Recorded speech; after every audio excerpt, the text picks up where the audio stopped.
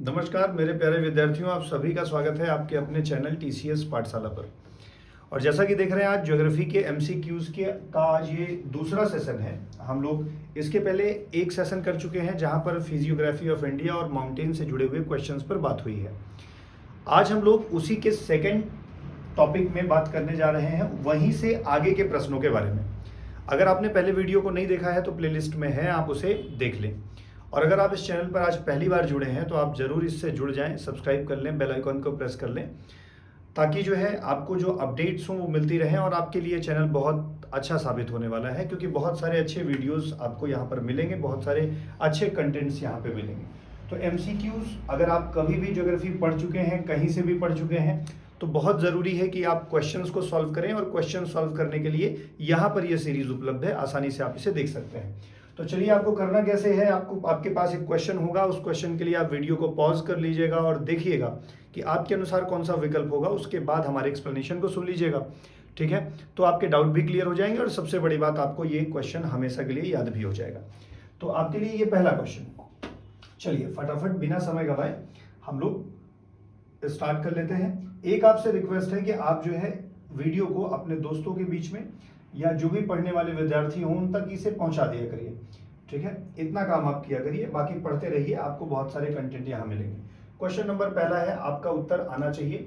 आप कमेंट जरूर करिए, बताइए आपके अकॉर्डिंग कौन सा सही हो सकता है। प्रश्न पूछ रहा है, हिमालय की जो मुख्य चोटियां हैं नीचे दी गई हैं,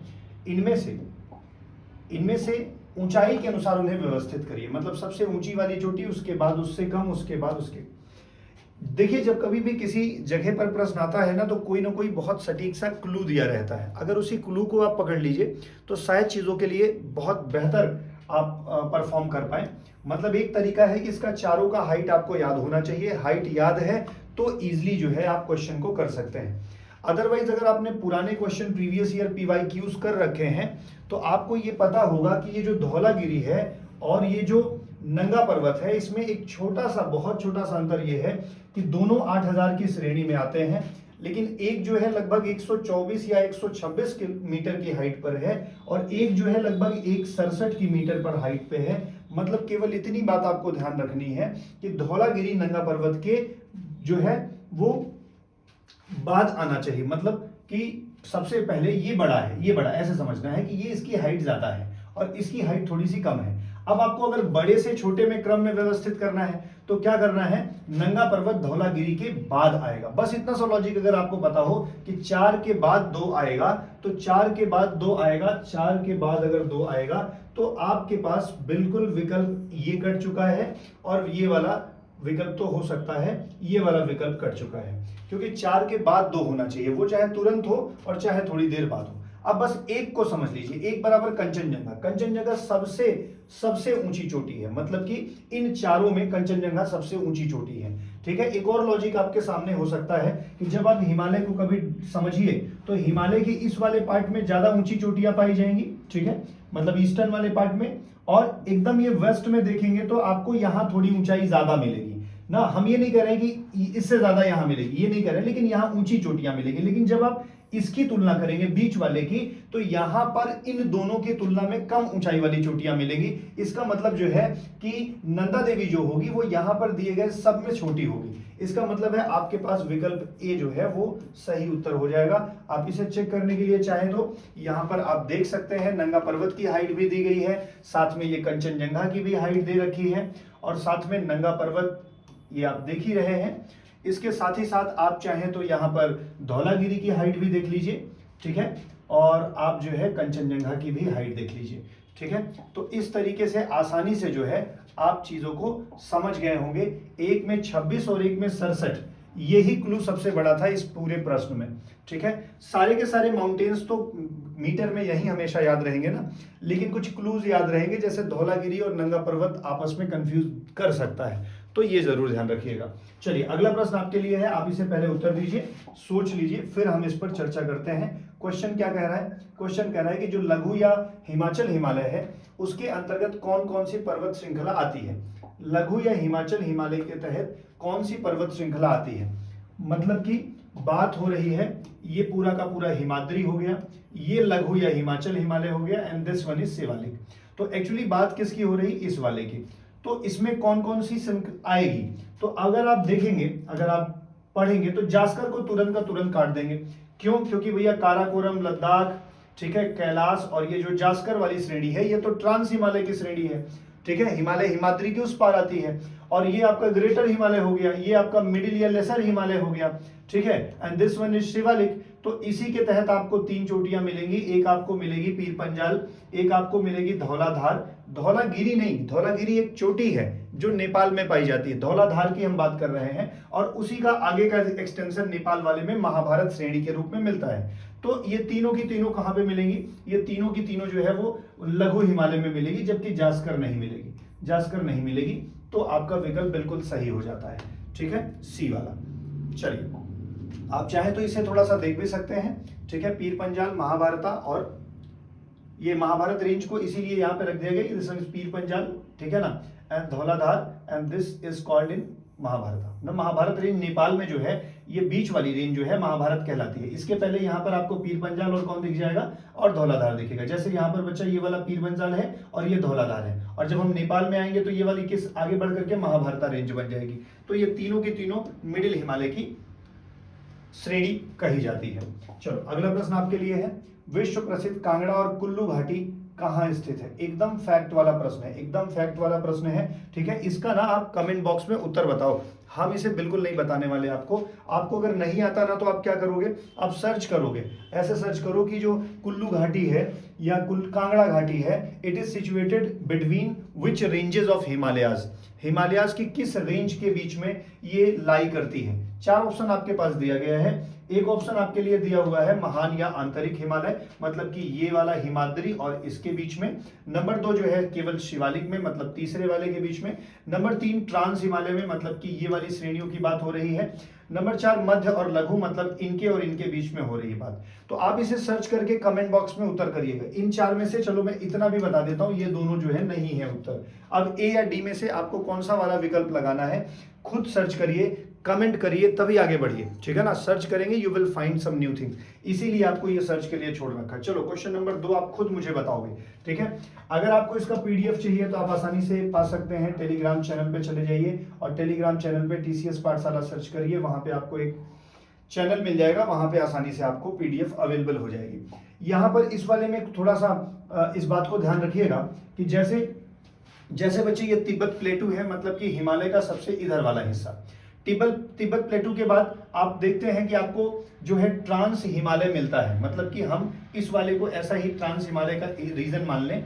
तो ट्रांस हिमालय की जब बात करते हैं, ठीक है ना, और उसके बाद आप किसकी बात करते हैं, हिमाद्री की बात करते हैं, फिर आप लेसर हिमालय की बात करते हैं और शिवालिक हिमालय की बात करते हैं। तो इन तीनों को ना, इन तीनों के बीच में जैसे कहीं पर MCT फाल्ट पाया जाता है, कहीं पर MBT फाल्ट पाया जाता है, ठीक है ना।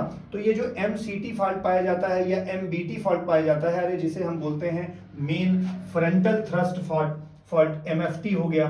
एक हो गया MBT मतलब मेन बाउंड्री फाल्ट, ठीक है ना। एक होता है MCT मतलब मेन सेंट्रल थ्रस्ट। तो प्लीज एक बार आप जरूर इस बात को सर्च करके अपनी नोट्स में लिख लीजिएगा कि पूछा जाता है आपसे कि जो ट्रांस हिमालय है उसे ग्रेटर हिमालय से किस थ्रस्ट के द्वारा अलग किया जाता है। ऐसे ही एक बात और सर्च करके लिख लीजिएगा कि जो ग्रेटर हिमालय है वो लघु हिमालय से या मिडिल हिमालय से किस वाले फाल्ट से अलग होता है। ऐसे ही पता करिएगा कि जो लघु हिमालय है शिवालिक से किससे अलग होता है, ठीक है। और एक और लास्ट वाला पता कर लीजिएगा कि शिवालिक गंगा के मैदान से, उत्तरी मैदान से किस फाल्ट से अलग होते हैं। ये बढ़िया प्रश्न बनते हैं, इसके अच्छे प्रश्न बनते हैं कि कौन किससे किस थ्रस्ट या फाल्ट से अलग होता है, ठीक है ना। अगर आपको आता है तो आप कमेंट कर दीजिए, नहीं आता तो आप इसे नोट कर लीजिए और फिर कमेंट कर दीजिए। मतलब कि मैं इस सीरीज के माध्यम से ये नहीं चाहता कि मैं ये बता दूं कि मुझे ये आता है, मैं ये चाह रहा हूं कि आप एफर्ट डालो थोड़ा सा और आप धीरे धीरे चीजों की एक ऐसी नोट्स बनाओ जो पेपर में जहां से गलतियां बनती हैं, ठीक है। बहुत फायदा होगा। और आप जब एग्जाम देंगे ना तो यू विल फाइंड कि हाँ इस एफर्ट का मदद मिला था, ठीक है। तो थोड़ा सा वो बताना कि मेन बाउंड्री फाल्ट किन के बीच में है, मेन जो सेंट्रल थ्रस्ट है वो किसके बीच में है, ये सब मुझे थोड़ा सा बताना आप सभी। चलो अगला प्रश्न आपके लिए है, बताओ फटाफट क्या उत्तर दोगे इसका। कि निम्नलिखित में से कौन सी पर्वत श्रेणी है जो कश्मीर हिमालय के अंतर्गत आती है, कश्मीर हिमालय के अंतर्गत आती है। मेरे बच्चे आप ध्यान रखोगे, हिमालय को एक तो हमने हिमाद्री, लेसर मतलब मिडिल और शिवालिक ऐसे बांट रखा है, ग्रेट हिमालय में और मिडिल हिमालय में और शिवालिक में। एक हमने हिमालय का डिवीजन नदियों के आधार पर कर रखा है, जैसे कि इंडस और क्या कहते हैं सतलज नदी तक जो हिमालय होता है उसे हम पंजाब या कश्मीर हिमालय कहते हैं, ठीक है। और एक जो है यहां से काली नदी तक आते हैं तो हम इसे कुमायूं कहते हैं, कुमायूं हिमालय, ठीक है। और जो ये काली नदी से लेकर के तीस्ता तक चले आते हैं सिक्किम तक, तो इसे आप नेपाल हिमालय कहते हैं। और यहां से आगे अरुणाचल प्रदेश तक चले जाते हैं तो आप इसे असम हिमालय के नाम से जानते हैं। इसका मतलब नदियों के आधार पर भी हिमालय को डिवाइड किया गया है। तो ये पूछ रहे हैं कि ये जो पंजाब या कश्मीर हिमालय है, इसे पंजाब या कश्मीर हिमालय बोलते हैं, जो कि सिंधु और सतलज के बीच में अवस्थित है, ठीक है। आप मुझे कमेंट बॉक्स में एक चीज बताइए, ये जो सतलज नदी है ये कौन से दर्रे से, मैं इतना बता दे रहा हूं कि हिमाचल प्रदेश से भारत में एंटर करती है। तो दो क्वेश्चन मुझे बताइए कि एक, ये सतलज नदी कहां से स्टार्ट हुई थी, मानसरोवर के पास कौन सा ताल है, और दूसरी बात भारत में किस दर्रे से एंटर करती है, दूसरा क्वेश्चन। और तीसरा क्वेश्चन मुझे आप बताओगे कि ये सतलज नदी कितने राज्यों से होकर के जाती है, मतलब कि हिमाचल प्रदेश से एंटर करेगी तो फिर ये कहाँ जाती है और फिर ये कहाँ जाती है, और अंत में जाके तो ये सिंधु में मतलब मिल जाएगी, वो अलग बात है। मतलब ये जाकर के कहीं ना कहीं पंचनद पूरा जो है वो सिंधु नदी में मिलता है। तो आप अभी जो तीन प्रश्न मैंने पूछा है ये बताइएगा। तो ये पूछ रहे हैं कि इस वाले हिमालय की कौन कौन सी चोटी है। तो बच्चे थोड़ा सा लॉजिक लगाओ, और लॉजिक लगाने से ही अपना काम बन सकता है। काराकोरम तो इसमें काराकोरम तो इसी में आएगा भाई, ये देखो, फिर ये पूरा ले लेंगे तो इसमें आ जाएगा, जास्कर आ जाएगा, पीर पंजाल, लद्दाख, ठीक है ना। इसका मतलब निम्नलिखित में से कौन सी पर्वत श्रेणी कश्मीर हिमालय के अंतर्गत आती है। आप जैसे ही कश्मीर हिमालय की बात करते हैं, कश्मीर हिमालय की बात करते ही आपको चीजें याद आ जानी चाहिए कि कश्मीर हिमालय की बात कर रहे हैं तो हम लोग किसकी बात कर रहे हैं, हम बिल्कुल बात कर रहे हैं पंजाब और कश्मीर हिमालय, मतलब कि इंडस नदी से लेकर के यहां तक में। तो बिल्कुल आपको काराकोरम भी मिल जाएगा, लद्दाख भी मिल जाएगा, जास्कर भी मिल जाएगा और पीर पंजाल भी मिल जाएगा, मतलब चारों की चारों श्रेणियां। अब देखो जब हम नदियों के हिसाब से डिवाइड करेंगे ना तो ट्रांस हिमालय भी इसी में शामिल कर लेंगे, इस बात को ध्यान रखिएगा, ठीक है। तो इस तरीके से आपका जो उत्तर हो जाएगा वो चारों की चारों श्रेणियां जो है वो पंजाब या कश्मीर हिमालय में आती हैं, ठीक है। मतलब हम बात किसकी कर रहे थे बच्चे, हम बात कर रहे थे इस वाले रीजन की। आप इसको अगर थोड़ा सा अच्छे से देखें तो आपको ये समझ में आएगा कि नदियों के आधार पर भी हिमालय को डिवाइड किया गया है। ये इंडस नदी है, ठीक है, इंडस नदी जिसे हम लोग किस नाम से जानते हैं, सिंघी खम्मान के नाम से जानते हैं, सिंघी खम्मान के नाम से जानते हैं। और ये जो इंडस नदी है, ठीक है, अगर आप देखें तो शायद बोकारचू ग्लेशियर है, बोकारचू ग्लेशियर से ये निकलती है, तिब्बत से निकलती है, ट्रांस मतलब हिमालय के उस पार से निकलती है, तिब्बत वाले रीजन से, सिंघी खम्मान के नाम से जानी जाती है। ये लद्दाख में प्रवेश करती है, लद्दाख में प्रवेश करती है तो हम इसे सिंधु कहते हैं, इंडस के नाम से जानी जाती है, ठीक है ना। और फिर ये पाकिस्तान चली जाती है, पाकिस्तान के रीजन में। और फिर यहाँ पे ढेर सारी नदियां आपको, जैसे कि झेलम आपको मिलेगी, जैसे कि चेनाब मिलेगी, जैसे रावी मिलेगी, जैसे कि बियास मिलेगी और सतलज, ये पांचों नदियां पंचनद बनाती हैं और ये जाकर के सिंधु की सहायक नदी बनती हैं, ठीक है ना। तो सर ये सतलज नदी है, ठीक है, सतलज नदी जो कि यहीं पास से निकल रही है हिमालय के उस पार। इस पूरे रीजन को पंजाब या कश्मीर हिमालय कहते हैं। यहां से काली नदी मतलब लिपुलेख दर्रा, काली नदी से संबंधित कौन सा दर्रा है, लिपुलेख दर्रा है, जो कि हमारे और नेपाल के बीच में विवाद का विषय भी है। एक्चुअली काली नदी दो धाराओं से बनती है, तो नेपाल कहता है कि आपकी ये वाली काली नदी हम मानेंगे, और हम कहते हैं नहीं काली नदी इसको मानेंगे। तो हमारे और नेपाल के बीच में जो समझौता हुआ है उसके तहत यह है कि जो काली नदी है उसके इधर का भाग नेपाल है और उसके इधर का भाग क्या है, वो भारत में शामिल होगा। तो लिपुलेख दर्रे से एक काली नदी जो निकलती है, इसके बीच का जो हिमालय है उसे हम कुमायूं हिमालय कहते हैं। और यहां से बच्चा सिक्किम से निकलने वाली तीस्ता नदी है, तीस्ता नदी जो कि जेमू ग्लेशियर से निकलती है। तीस्ता नदी के बारे में ग्लेशियर का नाम याद रखना, जेमू ग्लेशियर। कई बार क्या होता है ना, नदी और ग्लेशियर को कनेक्ट करवा देता है, वो दे देगा ऐसे रंगोत ग्लेशियर। तीस्ता नदी की एक सहायक नदी है रंगित जो है वो रंगोत ग्लेशियर से निकलती है। जेमू जो है जेमू ग्लेशियर से तीस्ता निकलती है। ऐसे ही जब हम बोकारचू की बात करते हैं तो हम सिंधु नदी की बात कर लेते हैं। ऐसे ही हम यहाँ से एक और मानसरोवर लेक के पास से यारलुंग शांगपो को निकाल लेते हैं, ठीक है ना। हर एक चीज के लिए अपना एक हिमनद या ताल है, ठीक है ना। तो प्लीज ये सब भी थोड़ा सा याद रखा करो। ये अच्छा रहता है। जैसे सतलज को ही यहाँ पर हम लोग लक्षण खंभा के नाम से जानते हैं, ब्रह्मपुत्रा नदी को हम लोग तिब्बत में यारलुंग सांगपो के नाम से जानते हैं। ये सब कुछ फैक्ट है जिन्हें आप नहीं जानते तो नोट कर लीजिए, और जानते हैं तो रिवाइज कर लीजिए। मस्त रहिए, मजे में रहिए। तो इस तरह से यहाँ आएंगे तो असम, हिमालय, ब्रह्मपुत्रा नदी, ये असम, ये नेपाल, ये कुमायूं। तो इसीलिए ये प्रश्न आपको समझ में अब तो आ ही गया होगा। चलिए अगले प्रश्न की ओर चलते हैं। आप पहले इसे ठीक से देखिए और फिर उत्तर करिए। चलिए पहले उत्तर करिए, फिर हम आगे बताएंगे। प्रश्न पूछ रहा है हिमालय पर्वत श्रृंखला की पूर्वी पहाड़ियों का, मतलब कि नॉर्थ ईस्ट की ये सब पहाड़ियां हैं, उत्तर से दक्षिण की ओर सही क्रम बताना है। उत्तर से दक्षिण की ओर का मतलब है ऊपर से नीचे की ओर बताना है बच्चे।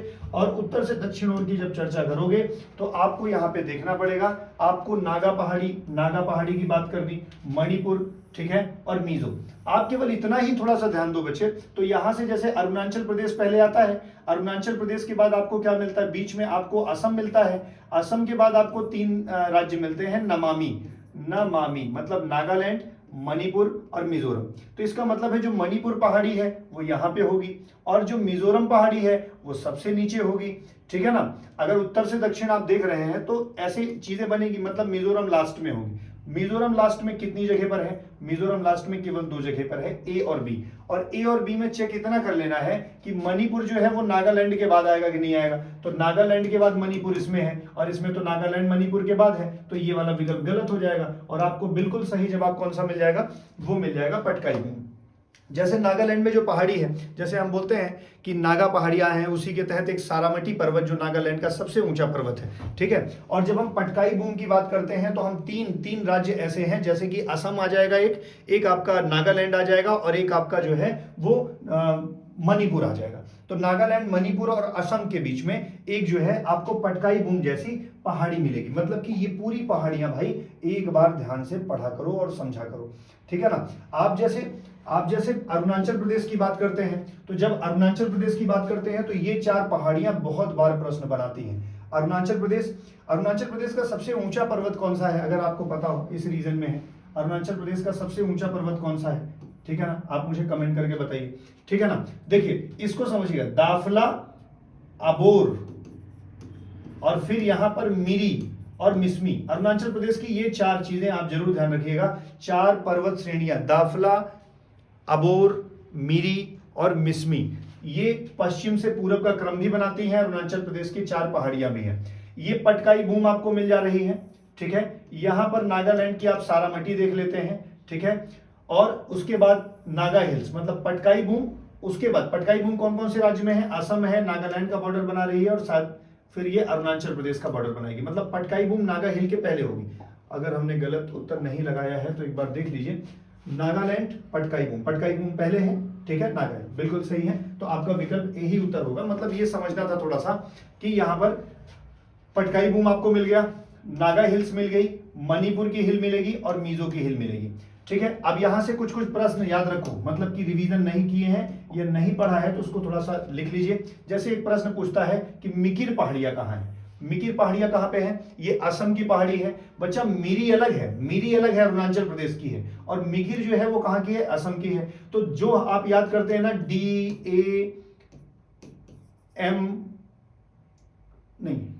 दाफला, मिरी, अबोर, मिसमी, प्लीज इसका क्रम ऐसे याद करिए, ठीक है। आई एम सॉरी, शायद मेरे से गलत निकला। तो ये DMAM होता है, प्लीज। D होता है, फिर A होता है, फिर D होता है, M होता है, फिर A होता है, फिर M होता है। मतलब दाफला होता है, फिर मिरी होता है, फिर अबोर होता है, फिर मिसमी होता है। यहाँ दाफला है तो यहाँ पर क्या हो जाएगा, यहाँ पर मिरी हो जाएगा, फिर यहाँ पर अबोर हो जाएगा, और फिर ये मिसमी हो जाएगा। DMAM का क्रम बनता है। मिरी में बच्चे कंफ्यूज होते हैं और मिकिर में कंफ्यूज होते हैं। तो मिरी अरुणाचल प्रदेश की है और मिकिर जो है वो असम की है, इस बात को ध्यान रखोगे। गारो खासी जयंतिया, ये जनजातियों के नाम पर 3 क्या कहते हैं, मेघालय का जो प्लेटू है उसके नाम पर्वतों के रखे गए हैं, ठीक है। बरैल रेंज याद रखना, ठीक है, बरैल रेंज। आप मुझे बताइए कमेंट करके कि ये बरैल रेंज जो है वो कौन कौन से राज्यों का बॉर्डर बना रही है। बरैल पहाड़ी कौन कौन से राज्यों का बॉर्डर बना रही है। तो आपने सब देख लिया, पटकाई बूम, नागा, मिजो, मणिपुर और फिर मिजो, ये त्रिपुरा है, ठीक है। ये कुछ मतलब ऐसे क्वेश्चन है ना जो घुमा फिरा के आते रहेंगे, अभी नहीं आएंगे, मतलब किसी और पेपर में आएंगे, आपसे पूछ लेगा नागालैंड की सबसे ऊंची चोटी कौन सी है, तो आपको सारामती बताना पड़ेगा। आपको पटकाई बूम पूछ लेगा और फिर नागा पहाड़ी पूछ लेगा। आप इसी में कंफ्यूज हो सकते हैं कि पटकाई बूम पहले आएगा कि नागा पहाड़ी पहले आएगा। तो पहले भैया पटकाई बूम आ जाएगा, फिर नागा पहाड़ी आ जाएगा। मणिपुर और मिजो, कभी कभी कुछ लोग ना इन राज्यों में भी कंफ्यूज हैं, इन राज्यों में पहले कौन नागालैंड आता है कि मणिपुर आता है कि मिजोरम। तो भैया अरुणाचल प्रदेश के बाद नमामि याद रखो, आपका काम क्लियर होगा। नमामि, नागालैंड, मणिपुर और मिजोरम। ठीक है, ये आसान से क्वेश्चन आपके मैपिंग से बन सकते हैं, प्लीज इन्हें ध्यान रखिएगा।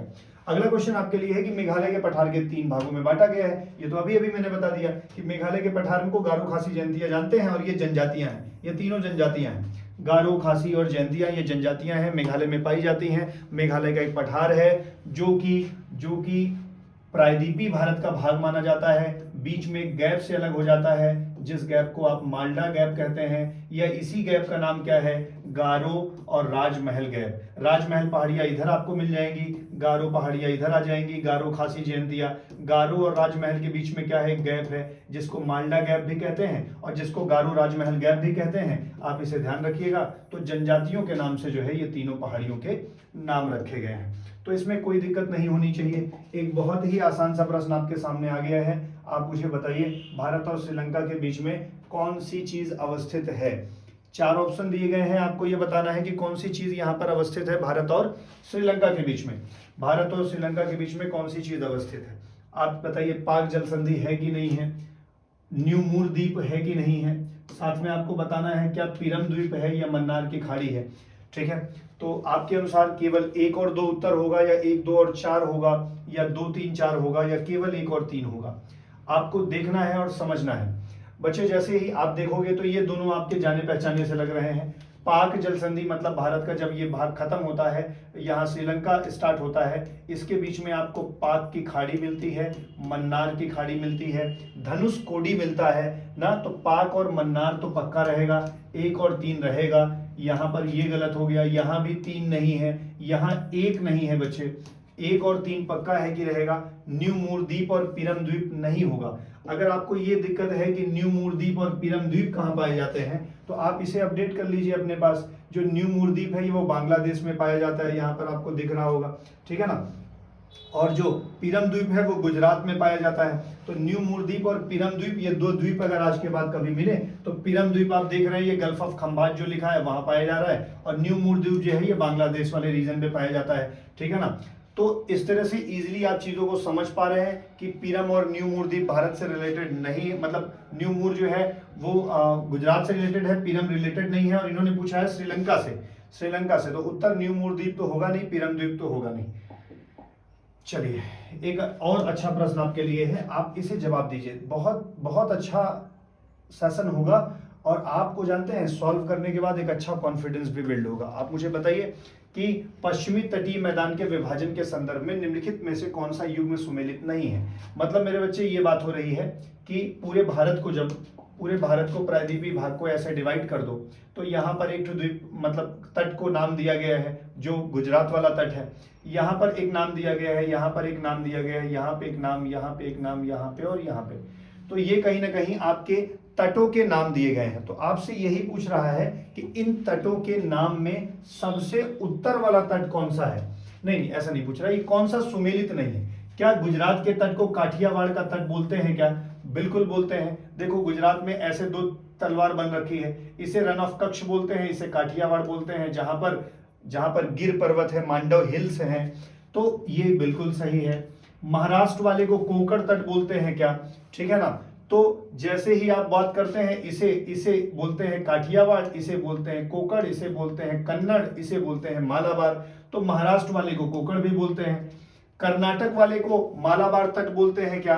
और केरल वाले को कोरोमंडल बोलते हैं क्या? बिल्कुल नहीं बोलते सर। कोरोमंडल तट तो कौन सा वाला है? तमिलनाडु वाला है। कोरोमंडल तट तो तमिलनाडु वाला होता है ना, कोरोमंडल तट तमिलनाडु का होता है, ठीक है। तो आपको विकल्प उत्तर मिल गया होगा। आपके लिए ये सॉल्यूशन भी उपलब्ध है, आप इसे देख लीजिए अगर ये क्लियर दिख रहा है तो। अगर नहीं दिख रहा है तो थोड़ा सा मेरी बात को समझिए जो मैं कहना चाह रहा हूँ। इस वाले तट को हम लोग काठियावाड़ तट बोलते हैं, ठीक है।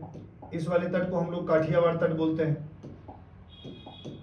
इस वाले तट को काठियावाड़ तट बोलते हैं। इसे हम लोग कोंकण बोलते हैं, ये यहां से लेकर यहां कन्नड़ है, और ये बच्चे जो है केरल वाला पूरा का पूरा मालाबार कहलाता है, ठीक है ना। ये वाला कोरोमंडल कहलाता है, ठीक है, आंध्रा एंड उत्कल, इसको नॉर्दर्न सिरकार भी बोलते हैं।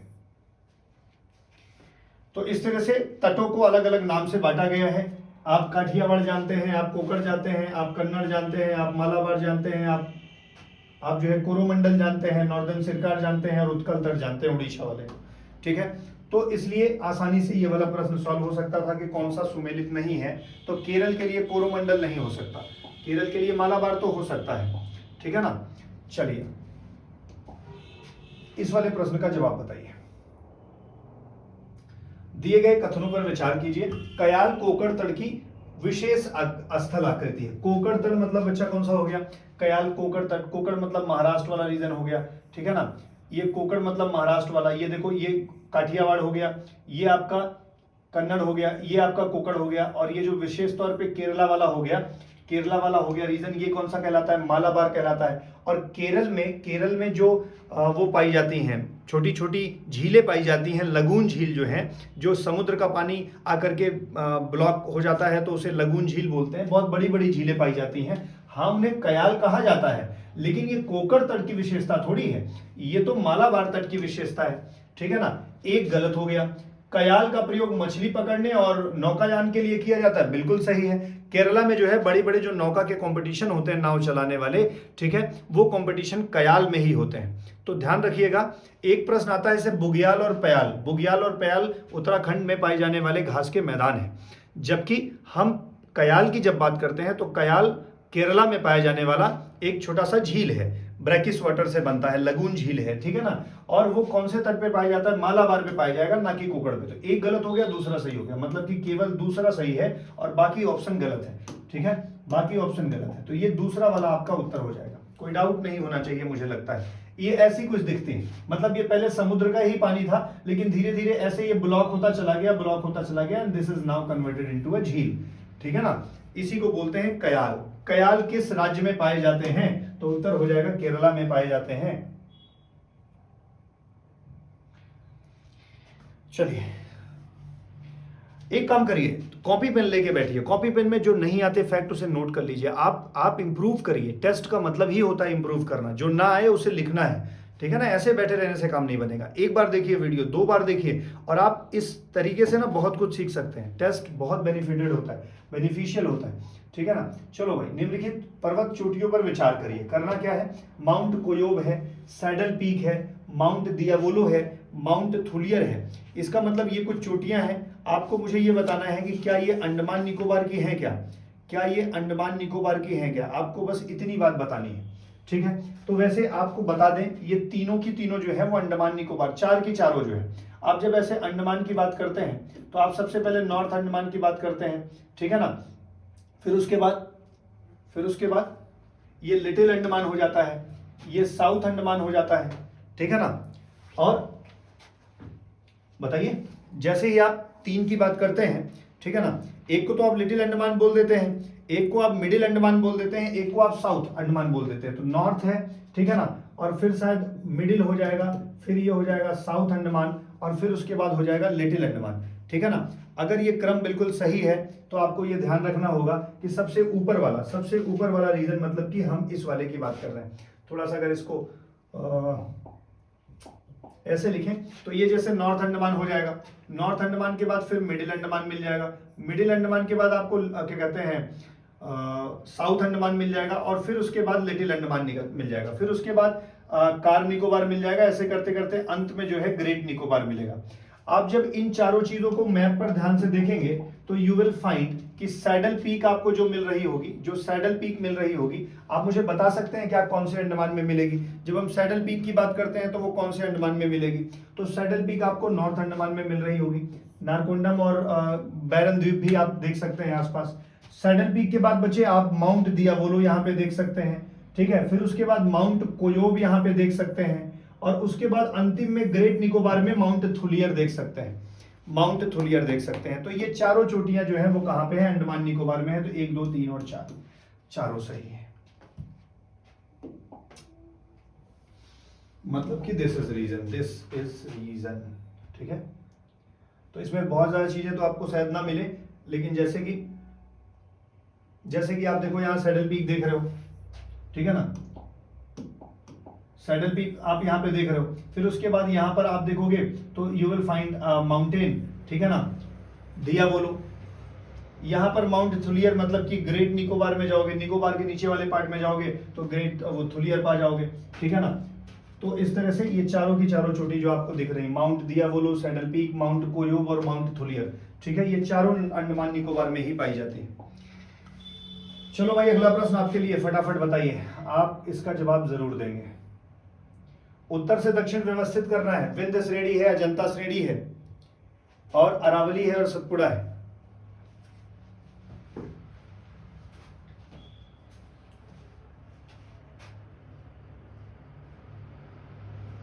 नॉर्थ से साउथ मेंशन करना है, ठीक है। प्रायद्वीपीय भारत में क्या करें, अनुक्रम व्यवस्थित करिए। तो व्यवस्थित करने के बाद विकल्प होना चाहिए ना एक्चुअली, क्या इसके आगे विकल्प दिया गया है? शिट, थोड़ा सा इंतजार करिए, ये बुरा मान जाते हैं भाई साहब कभी कभी क्या, ये अक्सर ही मान जाते हैं बुरा, 2-3 बार मान चुके हैं।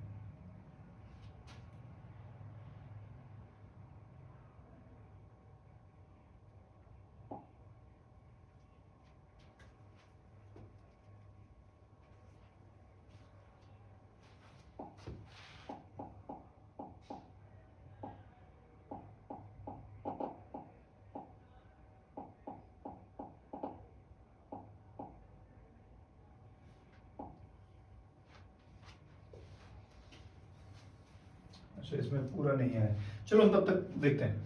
तो ये जो क्वेश्चन है, ये निम्नलिखित पर्वत श्रेणी विचार की तथा उन्हें उत्तर से दक्षिण के सही अनुक्रम में ले आइए। तो सही अनुक्रम में ले आने का मतलब है इसके बाद कोई ऑप्शन तो दे नहीं रखा है, ये क्वेश्चन ही इनकम्प्लीट है, लेकिन चलो हम समझा देते हैं। जैसे देखिए भाई, अगर पूछ ले नॉर्थ से साउथ, सबसे पहले आपको ये अरावली ऐसी मिलती है, फिर यहाँ पर विंध्यन मिलती है, फिर आपको सतपुड़ा मिलती है, ठीक है ना। और उसके बाद अगर आप देखें तो सतपुड़ा के बाद फिर जब आप दूसरे में जाएंगे तो आपको अजंता मिलेगी, सतमाला मिलेगी, ठीक है, और ऐसे हरिश्चंद्र, बालाघाट, कलसूबाई, ऐसी करके बहुत सारी चोटियां मिलेंगी। तो आप सबसे ऊपर देखिए किसको ले आइए, अरावली को ले आइए, मतलब सबसे पहले 3 को ले आइए। अरावली के बाद विंध्यन को ले आइए बच्चे, नॉर्थ कब से दक्षिण से, उत्तर से दक्षिण, हाँ 3 के बाद फिर ले आइए आप विंध्यन को लेके चले आइए, फिर उसके बाद आप सतपुड़ा को लेके आइए, और फिर उसके बाद बच्चे फिर बचा कौन सा, अजंता। ये 3 1 4 2 इसका सही क्रम हो जाएगा। ऑप्शन नहीं दिया गया था, ठीक है, ये बड़ी दुखद घटना है, मतलब कि मिस हो गया होगा, ठीक है। चलिए, तो इसका सही क्रम जो है वो ये हो जाएगा। चलिए, ये कुछ पर्वत श्रेणियां हैं, आप इन्हें देखिए और याद करने की कोशिश करिए।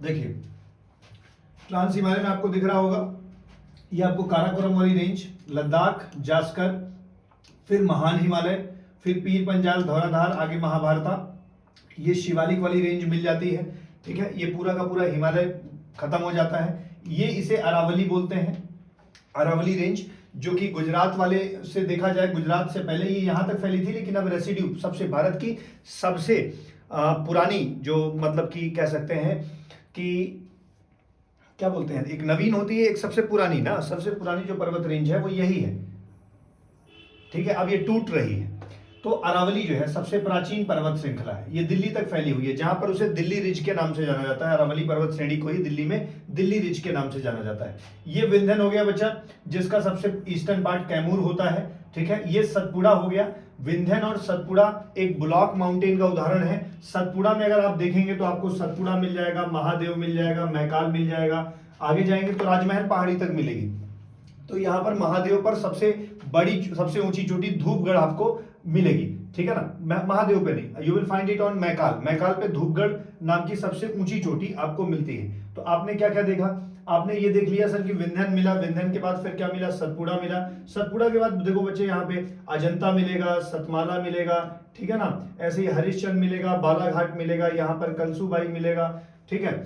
अब इसके बाद जैसे ही हम कर्नाटक में जाएंगे तो आपको बाबा बुदान मिलेगा, उसी में मुलियानगिरी मिलेगी, यहाँ पर ब्रह्मगिरी मिलेगा, ठीक है ना, ये जैसे बाबा बुदान, मुलियानगिरी, ठीक है ना। और वो फिर नीचे जाएंगे आप तो आपको कौन कौन सी मिलेगी, डोडा बेट्टा मिल जाएंगी, ठीक है ना, डोडा बेट्टा मिल जाएगी, अनाईमुड़ी मिल जाएगी, और आपको जो है नीचे अजंता वो सतमाला मिल जाएगी। इधर भी ऐसी बहुत सारी क्रम की चोटियां आपको प्रश्न में आती हैं, ठीक है।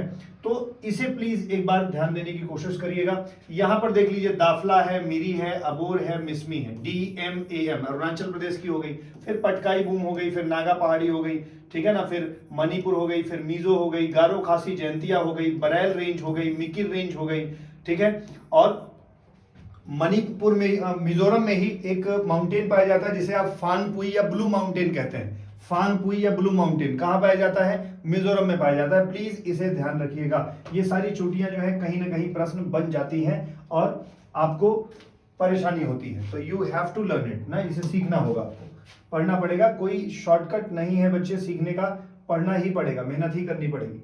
अब देखो अगला प्रश्न आपके लिए है, निम्नलिखित युग्मों पर विचार करिए।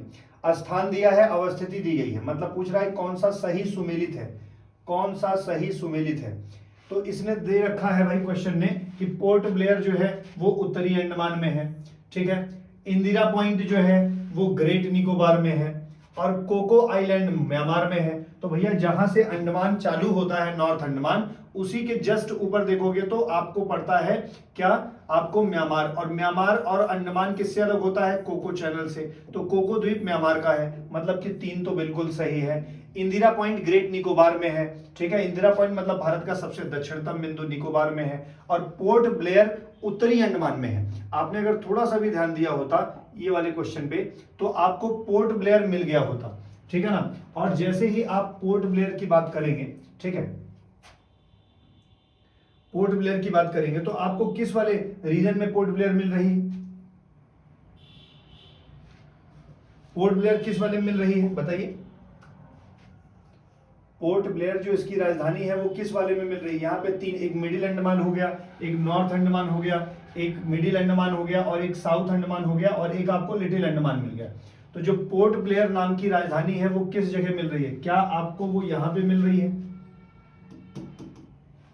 क्या यहाँ पे कहीं पोर्ट ब्लेयर है, मतलब थोड़ा सा भी अगर ध्यान देना था तो आपको सीधी सीधी बात है कि यहाँ पे आपको पोर्ट ब्लेयर नहीं मिल रही है, जो कि आपको साउथ अंडमान में मिलती है। इसका मतलब है कि अब आपका ये वाला प्रश्न इजी हो गया होगा आपके लिए, तो ये ए वाला गलत हो जाएगा, मतलब कि पोर्ट ब्लेयर जो है वो उत्तरी अंडमान में नहीं होगा, नॉर्थ अंडमान में नहीं होगा। एक को हटा दीजिए तो 2 और 3 बिल्कुल सही हो जाएंगे, एक को हटा करके 2 और 3 बिल्कुल सही हो जाएंगे, ऐसा तो कोई विकल्प है ही नहीं। एक मिनट फिर से देखते हैं। जैसे ही हम पोर्ट ब्लेयर की बात करते हैं तो पोर्ट ब्लेयर की जब चर्चा करते हैं तो हम लोग को क्या ये नॉर्थ अंडमान में मिल रहा है क्या, पोर्ट ब्लेयर नॉर्थ अंडमान में मिल रहा है क्या, पोर्ट ब्लेयर नॉर्थ अंडमान में तो होना नहीं चाहिए, पोर्ट ब्लेयर नॉर्थ अंडमान में नहीं होगा, तो ये ए वाला तो गलत होगा। इंदिरा पॉइंट मतलब ग्रेट निकोबार में है, ये बिल्कुल सही है। कोको आइलैंड म्यांमार का है, तो 2 और 3 का ऑप्शन नहीं है क्या, तो प्लीज ये क्वेश्चंस गलत हैं। यहाँ पे 2 और 3 होता तो बात बन जाती, 2 और 3, ठीक है, और कोई भी ऑप्शन सही नहीं होगा, कोई और ऑप्शन नहीं सही होगा, ये एक वाला गलत है, एक वाला गलत है, तो ये गलत, ये गलत और ये गलत। साउथ अंडमान में है पोर्ट ब्लेयर ना भाई। चलो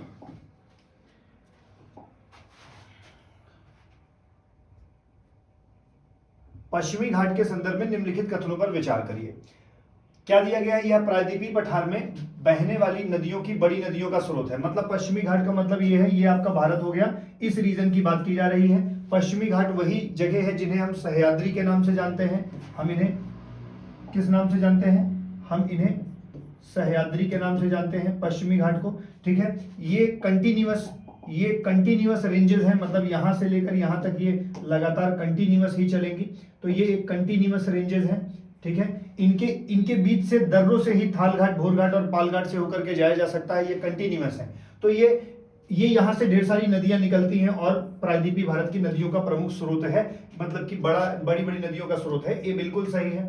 आकृति के दृष्टि से ये संपूर्ण इकाई है, संपूर्ण इकाई होने का मतलब कंटिन्यूअस है, बीच में गैप नहीं है, बिल्कुल सही है। यह दीवार की भांति खड़ा है जिसे केवल दर्रों से ही पास किया जा सकता है, बिल्कुल सही है। 1, 2 और 3 तीनों ऑप्शन बिल्कुल सही हैं जब हम पश्चिमी घाट की बात करते हैं। तो अगर आपसे यह प्रश्न पूछ लिया जाए कि आप बताइए पश्चिमी घाट की तुलना में पूर्वी घाट पुराने हैं या नए, मतलब कि दो प्रश्न मुझे बताइए, पश्चिमी घाट की ऊंचाई ज्यादा है या पूर्वी घाट की, एक क्वेश्चन। दूसरा इसी से सॉल्व होगा कि बताइए कौन से वाले ज्यादा बड़ी आयु के हैं, मतलब कौन से नए पर्वत हैं, कौन से पुराने पर्वत हैं। कमेंट बॉक्स में जरूर बताइएगा पश्चिमी और पूर्वी घाट के बारे में, ठीक है।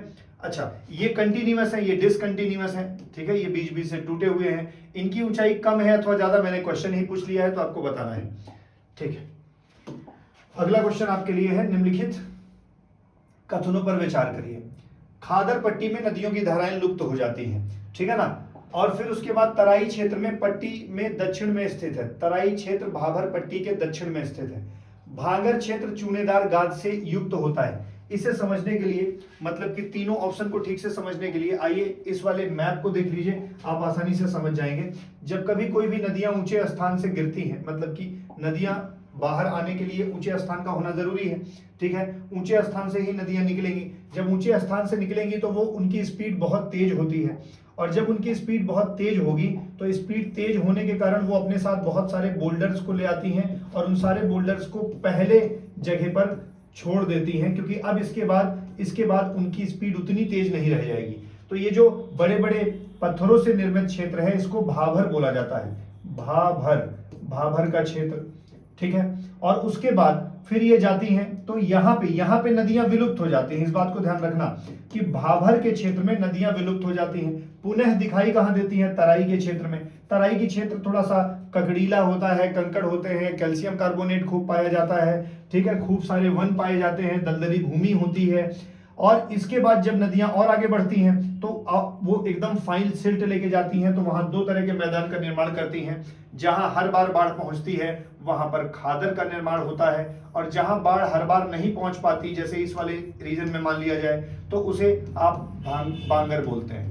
बांगर और खादर ये पूरा का पूरा नदियों द्वारा बनाया गया क्षेत्र है। आइए ऑप्शंस पे बात करते हैं कि जो खादर पट्टी है उसमें नदियां धाराएं लुप्त हो जाती। नहीं सर, खादर तो वो जगह होती है जहां पर हर वर्ष बाढ़ पहुंच जाती है। हर वर्ष बाढ़ पहुंच जाने का मतलब है कि वहां पर नई जलोढ़ मिट्टियां बनती हैं, तो ये ऑप्शन गलत है। तराई क्षेत्र में तराई क्षेत्र जो है भाबर पट्टी के दक्षिण में स्थित है, तो तराई भाबर पट्टी के दक्षिण में स्थित है। तराई, अब जैसे मान लिया जाए इसे उत्तर मान लिया जाए, ये उत्तराखंड वाला, ऐसा इसे सीधे कर लो, तो ये देखो ये उत्तर है, ये दक्षिण में है, तो तराई इसके दक्षिण में है, बिल्कुल सही है। तो तराई दक्षिण में है, दूसरा ऑप्शन सही है। भागर क्षेत्र चूनेदार गाद से नियुक्त होता है, ठीक है। भागर और भाभर अलग है। भाभर जो है उसमें चूनेदार गाद होता है, कैल्शियम कार्बोनेट वहां होता है। भांगर तो बड़े बड़े बोल्डर से बना रखा है ना, तो भांगर ये है, भांगर ये वाला है, कहां चला गया, भांगर ये वाला क्षेत्र है भाई, ये वाला, और भाभर ये वाला क्षेत्र है। और इन्होंने पूछा किसके बारे में है, भांगर के बारे में पूछा है, तो भांगर तो ये है और वो भाभर है। हाँ बिल्कुल ये सही कह रहे हैं, भांगर जो है वो चूनेदार गाद से युक्त होता है, ठीक है। ये जो बांगर है इसको एक्चुअली भांगर और बांगर दोनों बोलते हैं, ठीक है ना, और उसे भाभर बोलते हैं। तो भाभर का क्षेत्र वो बोल्डर्स वाला है, फिर तराई है, और फिर यहाँ पर खादर और भांगर है। तो ये ऑप्शन सही है और ये ऑप्शन सही है। 2 और 3 कहीं पर है क्या, 2 और 3 विकल्प सही है, एक गलत है, 2 और 3 सही है, ठीक है, एक गलत है, 2 और 3 सही है। क्लियर, चलिए और आगे बात करते हैं भाई। अगला प्रश्न आपके लिए है,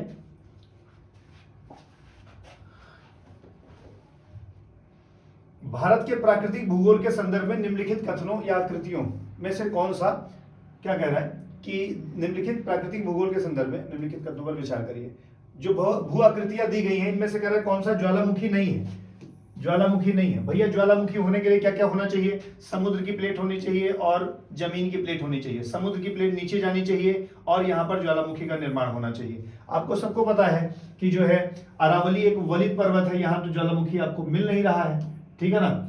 डेक्कन ट्रैप मतलब डेक्कन का प्लेटू, ठीक है ना। यहाँ पे तो रीयूनियन जो ज्वालामुखी था उसकी वजह से यहाँ पर ज्वालामुखी से निर्मित हुआ है। डेक्कन ट्रैप ज्वालामुखी से बना हुआ है, ये हो जाएगा। अंडमान और निकोबार ज्वालामुखी से बना हुआ है। लक्षद्वीप तो कोरल से बना है ना, लक्षद्वीप तो कोरल से बना है। 2 और 3, 2 और 3।